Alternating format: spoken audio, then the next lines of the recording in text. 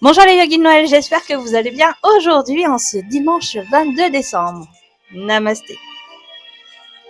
Alors aujourd'hui, je souhaitais te faire part de la portée symbolique de la posture de l'arbre, car oui, à Noël, notre sapin de Noël est vraiment important et même primordial. Dans chaque maison, il y a des sapins de Noël. Donc du coup, je voulais te partager cette symbolique pour que tu puisses à l'avenir pratiquer la posture de l'arbre avec cette petite pensée comme s'il y avait une petite graine qui allait justement être semée aujourd'hui et grandir et se développer et s'épanouir à chaque fois que tu pratiqueras le yoga. Donc voici l'illustration du livre du chien tête en bas de Clémentine et je vais te lire un petit passage concernant justement cette symbolique. Ces feuilles ont la souplesse de se laisser guider par le vent. Son tronc a la force de résister aux rafales. Ses racines sont profondément ancrées dans la terre et ses branches s'élèvent vers le ciel. Force et souplesse, enracinement et déploiement, l'arbre comme le yoga unit les contraires. L'arbre est l'un des thèmes symboliques les plus riches et les plus répandus.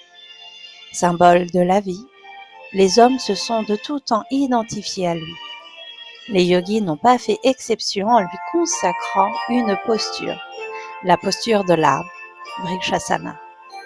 Planté sur une jambe, le yogi imagine que des racines partant de sa plante de pied viennent s'ancrer profondément dans le sol. Ce faisant, sa colonne vertébrale s'étire avec la verticalité du tronc dans un mouvement ascendant. Ses bras s'élèvent, non à partir des épaules, mais à partir de la base de la colonne, là où se trouve Muladhara, le chakra racine. C'est ainsi que le yogi déploie ses branches. En observant l'arbre, il a compris que plus profondes seront ses racines, plus haut il pourra s'élever. Les mains jointes devant sa poitrine, le yogi exprime sa gratitude envers son gourou, son maître guide sur le chemin du yoga. Et les mains jointes au-dessus de sa tête, le yogi exprime sa dévotion envers le principe divin absolu. Par sa verticalité, l'arbre est considéré comme un lien entre le ciel et la terre.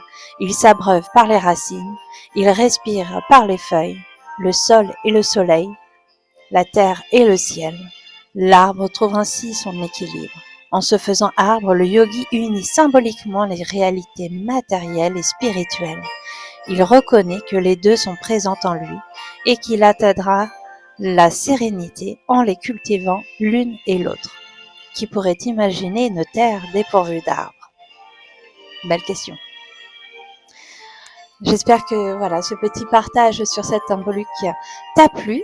Je te souhaite une belle et douce journée. Profite bien de ce dimanche pour te reposer, pour pouvoir faire tout ce que tu n'as pas à faire habituellement. Donc prendre un petit thé, te relaxer, jouer. Voilà, fais ce qui te fait plaisir et ce dont tu as besoin. En tout cas, continue à prendre soin de toi. Je te souhaite une belle journée. Je te dis à demain. À demain les yogis de Noël. Namasté.